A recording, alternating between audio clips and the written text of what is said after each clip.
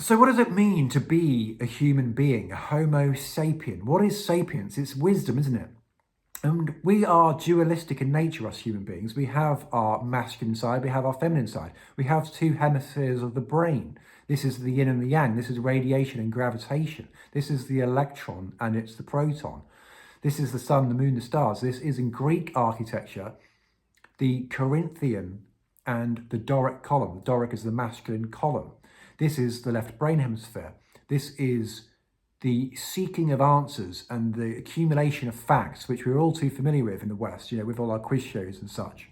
And the know-all, the classic know-all. Whereas the right brain is a totally different world, men are from Mars, women are from Venus. That over there, we've just got ideas, ideas and questions. There are no answers required, it's just the questioning mind. And between those, we have the ionic column, which is the synthesis of those two. And that is the fullness of a human being. That is where true sapience exists. In Freemasonry, we see the first degree tracing board, which on the ground, we have dualism. We have the black and white checkered floor of Freemasonic temples. But we have a ladder that is moving from the right to the left, and the key placed in the character of the person who's ascending through the realms of reality towards the ionic column. Because this is where ascension exists. This is where we can blossom into our fullness and express our true humanity, which is not anything like what is presented to us at the moment through general society, where we're working, paying rent, paying bills. This is keeping us restricted in consciousness. We are ultimately rent slaves at this time. And it's causing us to think that greed is just a human nature and that all of these flaws that we exhibit perhaps on a daily basis is to some extent, human nature when we are contained and imprisoned in a lower state of consciousness. But if we can attain a balancing act between the two forces, the masculine and the feminine, then we can experience Satori, Kensho, as known in Zen Buddhism, which is shown to us through films like The Matrix and various other films, of course.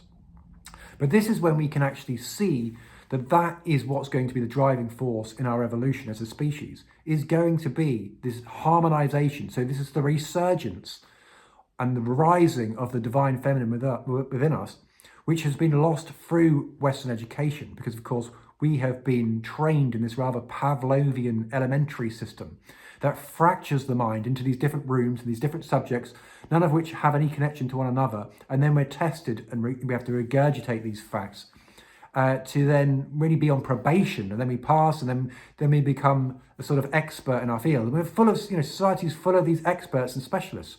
But what we need is more of this generalism. We need more philosophers. We need the realization that philosophy isn't just another one of these subjects. It's something that ties everything together. As Aristotle said, the whole is greater than the sum of its parts. And only when we realize that fullness do we actually realize our full potential, and we can actually release ourselves from this pot-bound situation. Our minds are pot-bound at this time because there is no balance. If you think of the seed growing from the soil, it needs both light and it needs watering. These again could be attributed to the different archetypes, the masculine and the feminine. If neither of those conditions are met, there will be no growth. And so we need the introduction of perhaps, more right brain thinking at this time. And then we can start having the conversation of how we can actually extricate ourselves from this situation of social slavery, rent slavery, because that is what's underpinning the general restriction of consciousness for humanity, unfortunately. Because once we're free, we can actually start to use our minds more wisely, and we can start to come together and say, what do we want to do on this planet? How do we want to achieve it? How do we create more freedom? Is that even what we want? I don't think that's even, on the menu at the moment, because most people don't even think of freedom because they feel like they're already free. And this is where we get into the nefarious AI agendas. And of course, the programming we've already been experienced through social engineering. And this is, of course, the Brave New World. This is Orwell's 1984. And it's happening like a totalitarian tiptoe. If we're not careful, we'll end up in an open-air AI prison, and we won't even see the walls because they'll be invisible. But the soul will be tethered to the body. There will be no way out. So now is the time for us to shine.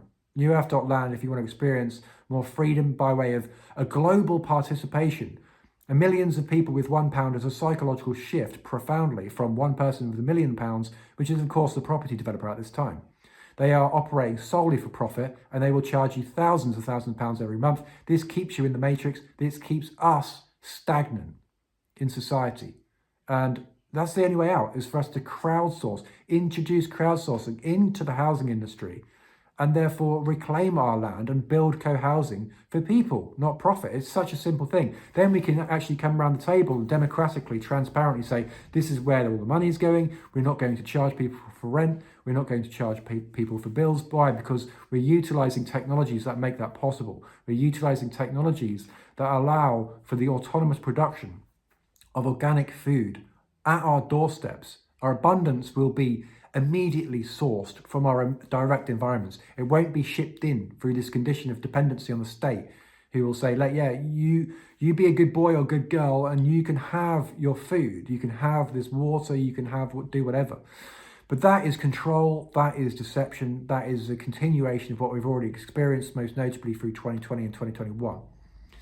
So if we want a way out, we're the people who can create that. newearth.land if you want to learn more. Thanks for watching.